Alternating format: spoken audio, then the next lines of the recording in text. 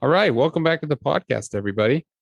This is going to be episode 2 of the Getting After It podcast. Today, we are going to be talking about the benefits of daily exercise. I know it sounds like a very exciting topic, but I promise it'll be good.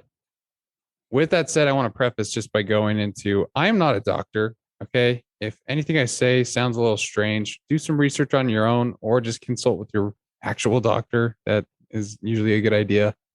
Um, I just like fitness and I like health, and it's something that I'm interested in learning about and, you know, getting better at. So keep that in mind. All right. I'm not a doctor, but let's talk about where my obsession with, because you can call it an obsession, really. My obsession with working out, being physically fit, staying active, where all that came from. Ever since I was a little kid, I kind of wanted to look like Dwayne Rocky Johnson. I always wanted to be that huge buff dude. No, but on a serious note, I've always been involved in sports, like with Wham. If you know what Wham is, it's youth basketball. You go into this sweaty old gym where you practice for a good hour, and then at the end of practice, someone's mom or dad brings some snacks for the entire team. Usually, it's like Capri Sun with some Chips Ahoy. Talk about a good end to a night. That's when sports was really nice. But I also grew up playing like soccer, volleyball. I was even on the chess team, which is a mental sport. Think about it. And I really was focused on volleyball throughout like my high school career and all that stuff. So I've always wanted to be an athlete, tried staying active, made that a priority in my life. Go on hikes with my family and go backpacking in the high Sierras. But it wasn't really until college that I discovered the value of daily exercise and some of the lessons that it's taught me. Uh, One of the biggest lessons is that daily grind of I have to wake up and I got to go to the gym. Like that to me is the only way I can start my day. If I don't start my day going to the gym, and even if it's just for a walk, 30 minutes, if I'm not getting active at the first part of my morning, I can see a significant difference by the end of the day. Like I'm just not thinking clearly. Have a hard time paying attention, kind of feel depressed, honestly, like waking up and hitting it hard right away. That sparks my brain and gets me excited for the day. It tells me, hey, you already did one hard thing today, so whatever comes next, it's not going to be as hard as that sled push that you just did or that, back squat. So that's always something that's helped me too, is like it's the beginning of the day, do something hard, you could do whatever comes your way, like no matter what. Obviously, that's a subject to change, but another thing that like I really discovered the value of daily exercise is the community aspect of it. You're going to a gym, you're meeting other people, you're talking to them, you meet some interesting characters. If I'm being completely honest, like you'll see an old guy that just kicks butt on the elliptical and he's just going there for like 2 hours. And you're like, I couldn't even jump on the elliptical for 15 minutes. How's this old man smoking me out for 2 hours on this thing? Anyways, there's people like that. And it's pretty amazing. If I'm being completely honest, and it's fun. But there is a community aspect of exercise and fitness. It doesn't have to be at the gym. One of my favorite companies that I look at is called Go Ruck, and they have these things where just wherever city you're in, they'll just get a community of people to come together and they'll just go walk. And if you don't know what rucking is, it's in the military. You put on your rucksack's what it's called, but it's basically just a really heavy backpack full of stuff, right? And they'll just go on hikes. Just, I mean, go for a ruck. So that's really cool. You're all trying to accomplish the same goal. And I think that's where my obsession with uh, exercise and fitness came from is it's goal pursuing, right? If you want to start losing weight, you set a goal and you go to the gym and you start losing weight. So the Um, community aspect is something that's a lot of fun to me. I just enjoy getting together with a group of people and doing something, even if it's bowling, whatever that might be. It's fun. There really is a community, and that's one of the things I want to do with this podcast is develop a community of people to where I can say, all right, I'm in San Diego. I'll be at the beach at 5 a.m. Whoever wants to join me, we're going for a 4 mile run. Pretty simple. I would love to develop something like that. In fact, I'm just gonna say it right now. This Thanksgiving, my brother and I we do something that we call Hell for the Holidays, and it's an annual thing. Happens twice a year, Thanksgiving and Christmas Eve. And the point of Hell for the Holidays is you get together. I mean, so far it's only been me and my brother, but we get together and we just push ourselves until we can't even move. I'm talking, we max out on our squats, max out on our deadlifts, max out on our bench press, 1,000 kettlebell swings. I don't even know. But the point is, you push yourself, and then you could just kind of enjoy the rest of the holiday, and you feel like you earned the turkey or whatever that is. Anyways, the point of that story is, I want to do that with this podcast. So this Thanksgiving, I'm just going to say it already. We're doing Hell for the Holidays, the Getting After It podcast. I'm going to get shirts made. We're doing it. Get ready. It's going to be good. If you want to join, let me know. Anyways, so that's very important.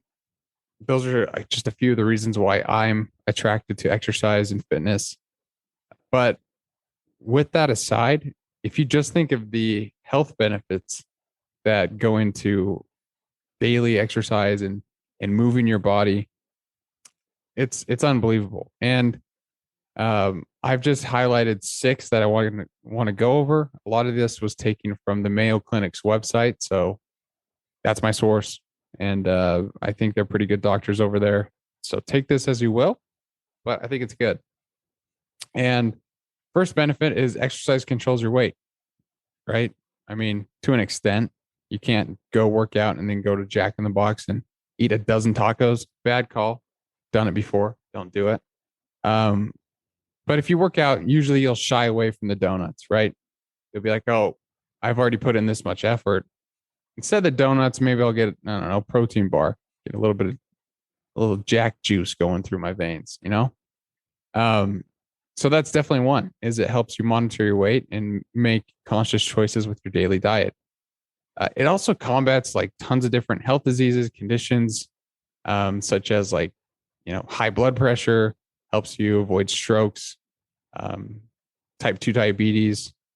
It's been shown to help with some forms of cancer and like maintaining that. Helps with arthritis. I can't remember who it is. I think it's Mark Bell, but he says motion is lotion. So if you are moving around, making sure that your joints are staying healthy, then you're not going to have arthritis. The next one is huge for me. And honestly, I think the entire world needs to do this, but exercise improves your mood. I cannot tell you, going back to the very beginning of this podcast, I told you that if I don't wake up and work out, my day is ruined. And I think that's because of this. Every time I exercise, I have crazy endorphins afterwards. When I ran the half marathon, I was on a runner's high for, I want to say, like a good 3 hours afterwards. You'd think I'd be exhausted and really tired, but I was like, I'm going to go take on the world. I could run another half marathon. That's not true. Could not run another half marathon. So take that with a grain of salt. But the overall point is it's really important for your mental health. I'm going to get a little vulnerable here. I've, been seen for depression and anxiety with doctors, and what they prescribed to me did not help as much as exercise and fitness. Now, again, I'm not saying that it's going to be the same thing for you. You could have a completely different experience than me.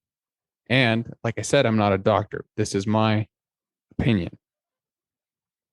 But doing something with your body, getting up and pushing through a difficulty helps improve your mood. At least it has with me. Uh, the other thing that it does is it helps promote better sleep. If you're working super hard at the gym and then you have to go to work and you have to go throughout your entire day, then you have to go home, take care of the kids, make some dinner. That's pretty difficult. You're going to be tired by the end of the day. And that's one of the benefits of exercise. It also promotes productivity. You know, if you go for a run and you need to come back home and you got some chores to do, usually you'll be motivated just to get it done. Go at it and figure it out. And the last thing is it's just kind of fun. It's fun to move around. We sit too much. There's days when I'm at the office and I'm in my chair and I'll be like, okay, I'm gonna get healthy right here. I'm just gonna stand at my standing desk.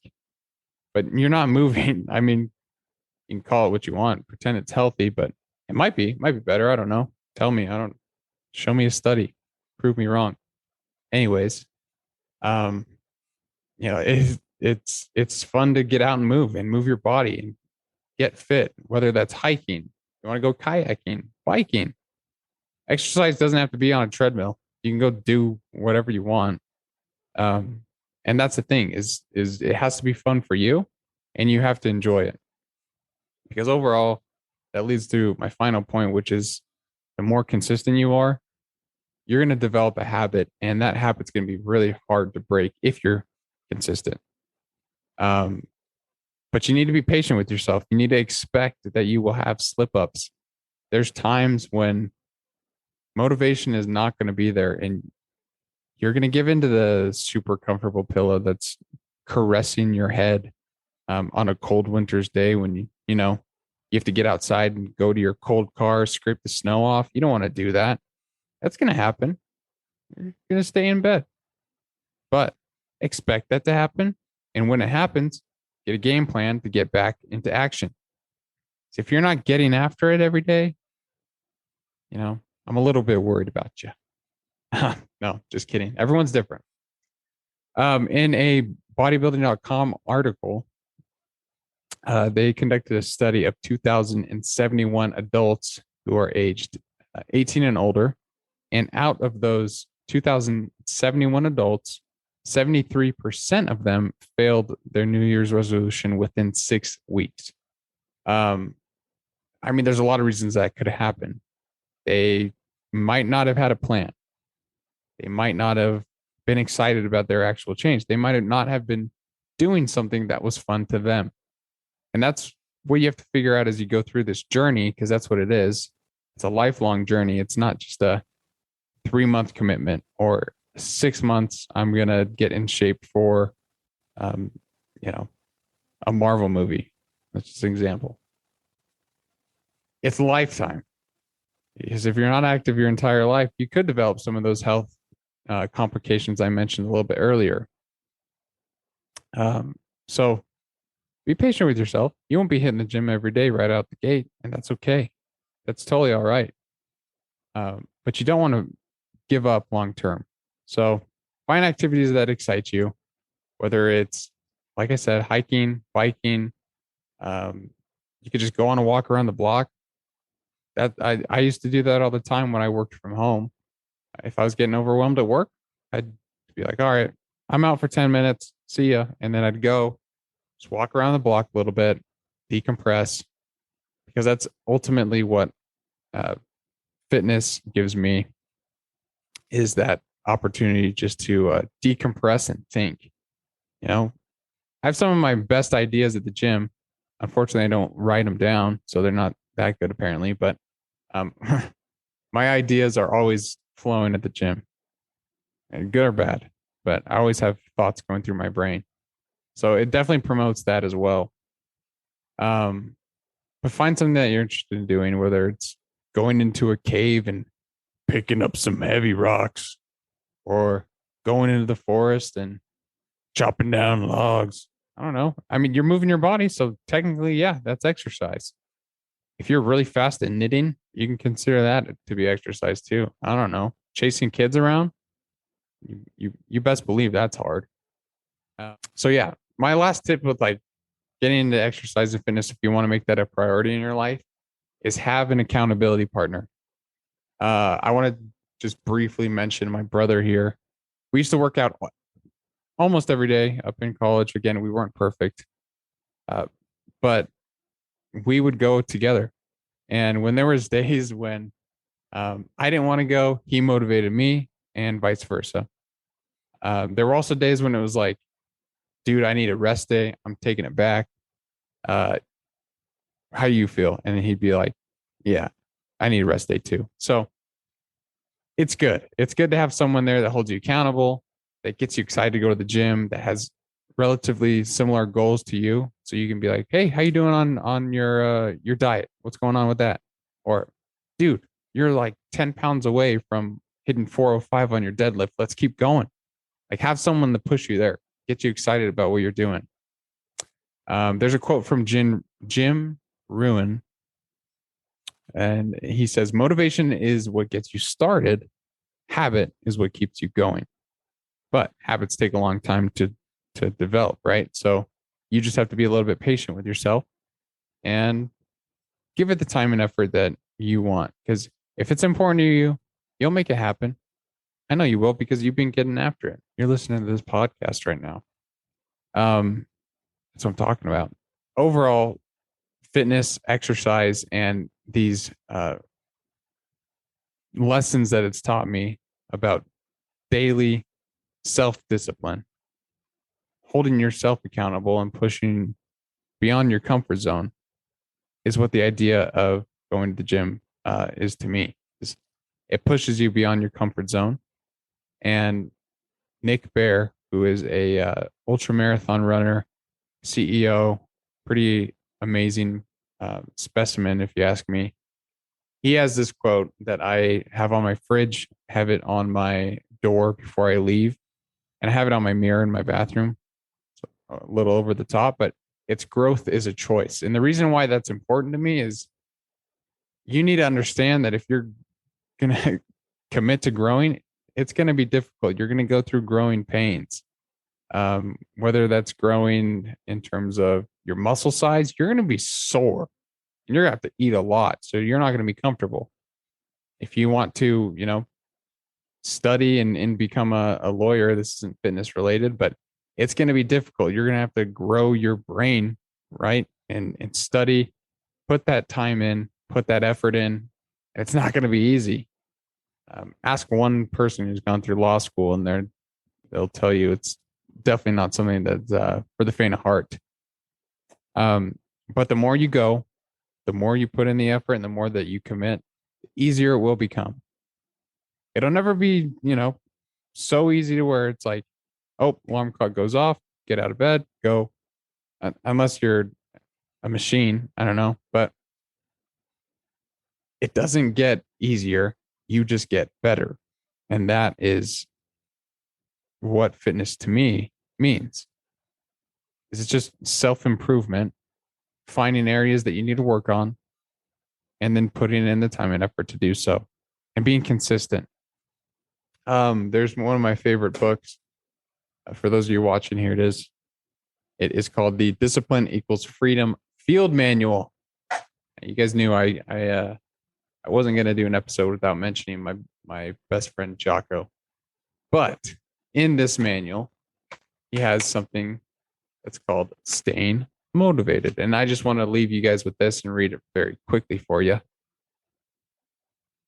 actually a little bit longer, but that's okay. It says, don't worry about motivation. Motivation is fickle. It comes and goes. It is unreliable. And when you're counting on motivation to get your goals accomplished, you will likely fall short. So that goes into if you don't have goals set, kind of doomed. So don't expect to be motivated every day to go out there and make things happen. You won't be. Don't count on motivation. Count on discipline. You know what you have to do, so make yourself do it. You do that with discipline. Everyone wants some magic pill, some life hack that eliminates the need to do the work, but that does not exist. No, you have to do the work. You've got to hold the line. You've got to make it happen. So dig in, find the discipline, be the discipline, accomplish. That's it. That's the end of the quote. And that's it. I mean, you're not going to be motivated every day to get out there and exercise, but when you step back, you detach and you think about the benefits that are going to come from getting up in the morning and going on a run, or getting home from work and taking the kids on a bike ride around the neighborhood, you're going to feel better. You will. And that's a Brett Russell promise. If you exercise consistently, you're going to feel better. And on that note, thank you for listening to this week's episode of the Getting After It podcast. Since I don't have an intro yet, I learned that I can do this. This will be my outro. Sorry, excuse me. Thank you for listening to the podcast with Brett Russell. Anyways, thank you guys. Thanks for tuning in. Catch us next week as we go into another topic that I like, and we'll go from there. But peace.